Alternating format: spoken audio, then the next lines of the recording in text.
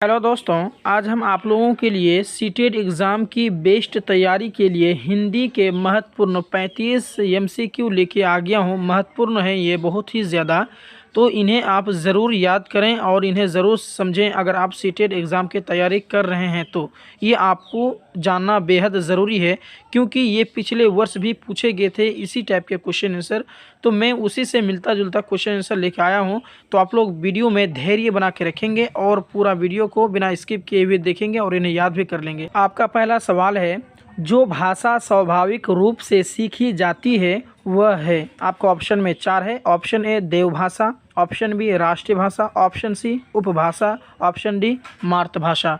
तो दोस्तों इसका ऑप्शन नंबर आपका डी बिल्कुल सही हो जाएगा, यानी मातृभाषा। ठीक है। आपका सेकंड सवाल है, बोलना एवं लिखना भाषा के किस पक्ष को प्रदर्शित करता है। आपका ऑप्शन है ए अभिव्यक्ति पक्ष, बी ग्रहण पक्ष, सी उपरोक्त दोनों, डी इनमें से कोई नहीं।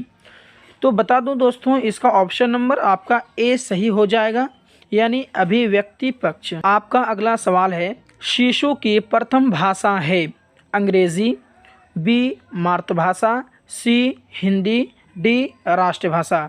तो दोस्तों इसका ऑप्शन नंबर आपका बी सही हो जाएगा, यानी मातृभाषा, क्योंकि बच्चा जब पैदा लेता है तो उस समय सिर्फ वो अपनी मादरी ज़बान ही सीखता है, यानी मातृभाषा ही सीखता है। इसीलिए ऑप्शन बी आपका सही हो जाएगा। आपका अगला सवाल है, भाषा की शिक्षा के अंतर्गत सुनने का अर्थ है। आपका ऑप्शन है ए ध्वनि संकेतों का श्रवण, बी केवल ध्वनि संकेतों का श्रवण, सी बोधपूर्वक श्रवण, डी ध्यानपूर्वक श्रवण। तो देखिए आपका इसका ऑप्शन नंबर सी बिल्कुल सही हो जाएगा, यानी बोधपूर्वक श्रवण। आइए अगला सवाल को भी देख लेते हैं। अगला सवाल है, मनुष्य को अपने दैनिक जीवन में सबसे अधिक क्रिया करनी पड़ती है। आपका ऑप्शन है ए सुनने की, बी पढ़ने की, सी लिखने की, डी बोलने की।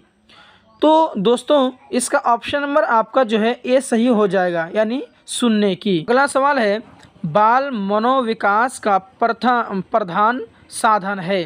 आपका ऑप्शन है ए अंग्रेजी की शिक्षा, बी मातृभाषा की शिक्षा, सी विद्यालय की शिक्षा, डी इनमें से कोई नहीं। ऑप्शन नंबर आपका इसमें बी बिल्कुल सही हो जाएगा, यानी मातृभाषा की शिक्षा। अगला सवाल है, बालक के संवेग अस्थायी भावों का मातृभाषा से कैसा संबंध है। आपका ऑप्शन है ए घनिष्ठ, बी सामान्य, सी अच्छा, डी इनमें से कोई नहीं। तो देखिए इसका ऑप्शन नंबर आपका ए बिल्कुल सही हो जाएगा, यानी घनिष्ठ। अगला सवाल है, बालकों का बौद्धिक नैतिक सांस्कृतिक विकास निर्भर करता है। आपका ऑप्शन है ए खेल क्षमता पर, बी भाषा क्षमता पर, सी अध्ययन क्षमता पर, डी इनमें से कोई नहीं। तो देखिए इसका ऑप्शन नंबर आपका बी बिल्कुल सही हो जाएगा, यानी भाषा क्षमता पर। आपका अगला सवाल है, वर्णमाला है वर्णों का समूह, बी वाक्यों का समूह, सी शब्दों का समूह, डी उपयुक्त सभी, यानी वर्णमाला कौन सा इनमें से। तो देखिए इसका ऑप्शन नंबर जो है आपका ए बिल्कुल सही हो जाएगा, यानी वर्णों का समूह। अगला सवाल है, शब्द भंडार घोतक है। आपका ऑप्शन है ए भाषा विकास का, बी शारीरिक विकास का, सी मानसिक विकास का, डी इनमें से कोई नहीं।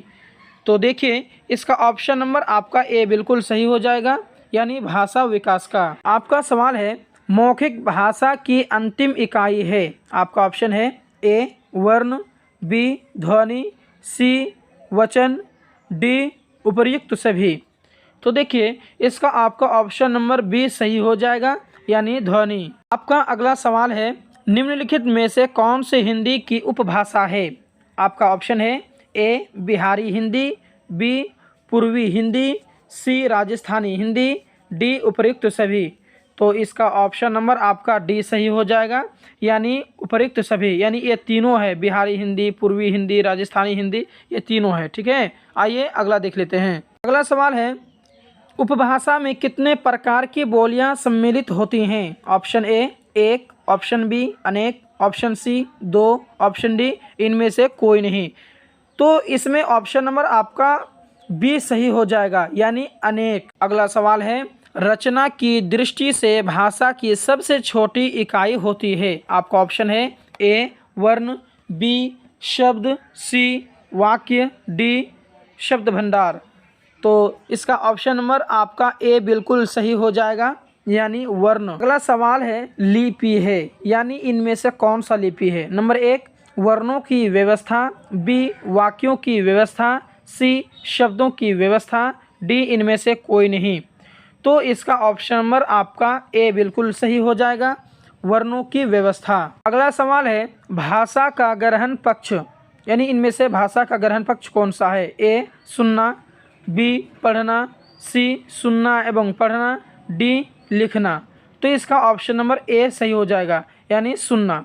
ऑप्शन सी में भी सुनना एवं पढ़ना है, लेकिन ऑप्शन नंबर सी गलत होगा। क्यों गलत होगा?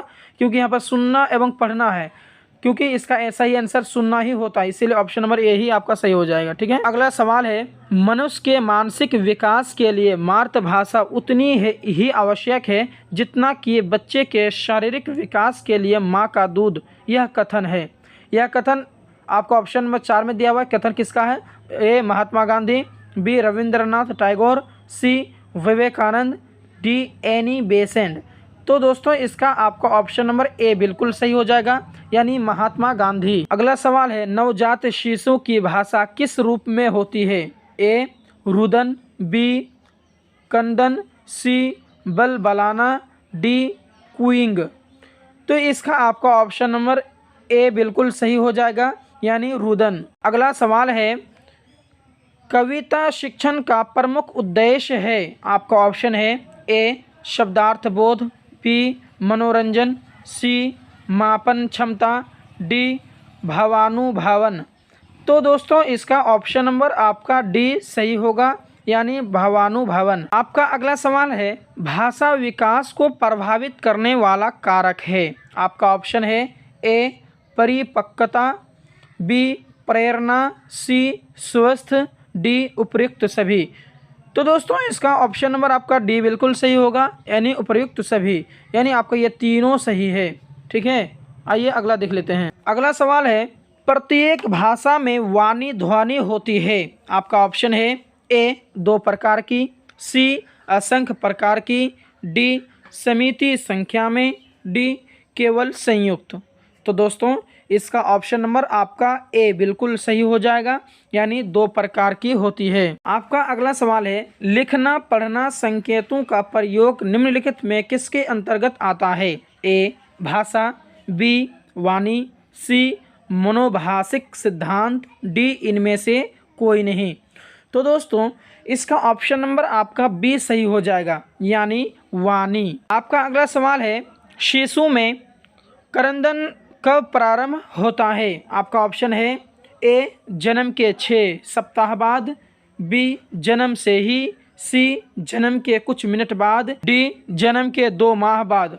तो दोस्तों इसका आपका ऑप्शन नंबर ए बिल्कुल सही हो जाएगा, यानी जन्म के 6 सप्ताह बाद। आपका अगला सवाल है, मनोवैज्ञानिक दृष्टि से शिक्षा की सार्वभौमिक प्रक्रिया है। आपका ऑप्शन है ए अधिगम, बी शिक्षण, सी स्मरण, डी विस्मरण। तो दोस्तों इसका आपका ऑप्शन नंबर ए बिल्कुल सही हो जाएगा, यानी अधिगम। आपका अगला सवाल है, मनुष्य की संस्कृति एवं सभ्यता का विकास होता है। आपका ऑप्शन है ए पठन क्रिया द्वारा, बी लेखन क्रिया द्वारा, सी भाषा द्वारा, डी इनमें से कोई नहीं। तो दोस्तों इसका आपका ऑप्शन नंबर सी बिल्कुल सही हो जाएगा, यानी भाषा द्वारा। आपका अगला सवाल है, बालकों को इस योग्य बनाना है कि वे नवीन ज्ञान व कौशल की भली भांति सीख सके, किस शिक्षण पद्धति के द्वारा होता है। आपका 4 ऑप्शन है। ऑप्शन ए शिक्षा मनोवैज्ञानिक द्वारा, बी व्यवहारिक ज्ञान द्वारा, सी अधिगम शिक्षण प्रणाली द्वारा, डी उपर्युक्त सभी। तो दोस्तों इसका ऑप्शन नंबर आपका सी बिल्कुल सही हो जाएगा, अधिगम परीक्षण प्रणाली द्वारा। आपका अगला सवाल है, सीखने के प्रमुख नियमों का प्रतिपादन किया। आपका ऑप्शन है ए थर्नडाइक, बी मैकडूगल, सी स्किनर, डी पॉवलोव। तो दोस्तों इसका आपका ऑप्शन नंबर ए बिल्कुल सही हो जाएगा, यानी थर्नडाइक। आइए अगला सवाल देख लेते हैं। आपका सवाल है नवीन अनुबंधन सिद्धांत के प्रवर्तक है।